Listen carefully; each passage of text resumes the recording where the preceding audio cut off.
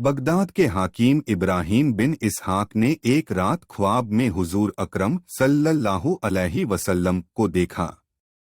हुजूर सल्लल्लाहु अलैहि वसल्लम ने उससे फरमाया, कातिल को रिहा कर दो।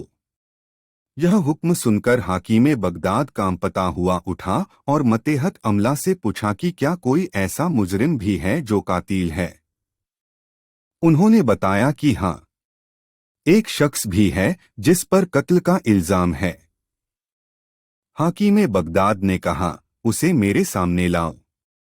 चुनाचे उसे लाया गया। हाकिम बगदाद ने पूछे, सच सच बताओ वह क्या क्या है। उसने सच कहूंगा, झूठ हरगिज ना कहूंगा। बात यह हुई कि हम चंद आदमी मिलकर एयासी व मदमाशी किया करते थे।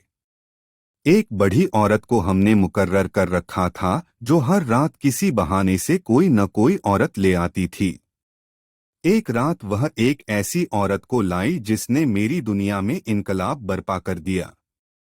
बात यह हुई कि वह औरत जब हमारे सामने आई तो चिख मारकर बेहोश होकर गिर गई। मैंने उसे उठाकर एक दूसरे कमरे में लाकर उसे होश में लाने की कोशिश की। जब वह होश में आ गई तो उससे चिखने और बेहोश होने की वजह पूछी। वह बोली, ए नौजवान, मेरे हक में अल्लाह से डर। फिर कहती हूँ कि अल्लाह से डर। यह बुढ़िया तो मुझे बहाने से इस जगह ले आई है। देख, मैं एक शरीफ औरत हूँ, सैयदा हूँ, मेरे नाना रसूलुल्लाह सल्लल्लाहु अलैहि वसल्लम और माँ फातिमा जुहरा है। खबरदार, इस निस्बत का लिहाज रखना और मेरी तरफ बदनिगाही से न देखना।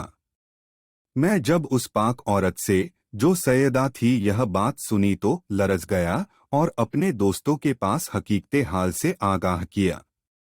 कहा कि अगर आकबत की खैर चाहते हो तो इस मुकर्रमा मोजजमा खातून की बेअदबी न होने पाए।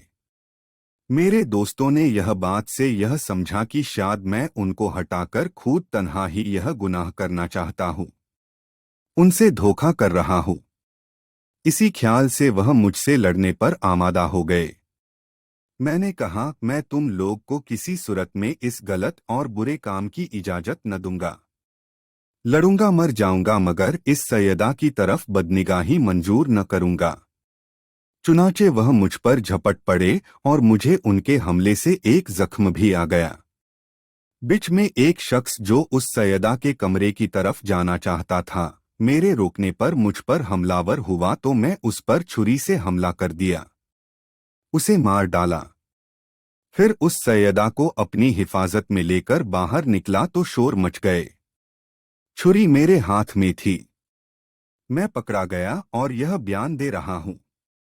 हाकिम बगदाद ने कहा, तुम्हें रसूलुल्लाह सल्लल्लाहु अलैहि वसल्लम के हुक्म से रिहा किया जाता है। हुज्जतुल्लाह अल-आलमीन सफ़ 813। सबक: हमारे हुजूर सल्लल्लाहु अलैहि वसल्लम अपनी उम्मत के हर नेक व बद आदमी और हर नेक व बद अमल को जानते और देखते हैं। यह भी मालूम हुआ कि हुजूर की निस्बत के लिहाज व अदब से आदमी का अंजाम अच्छा हो जाता है।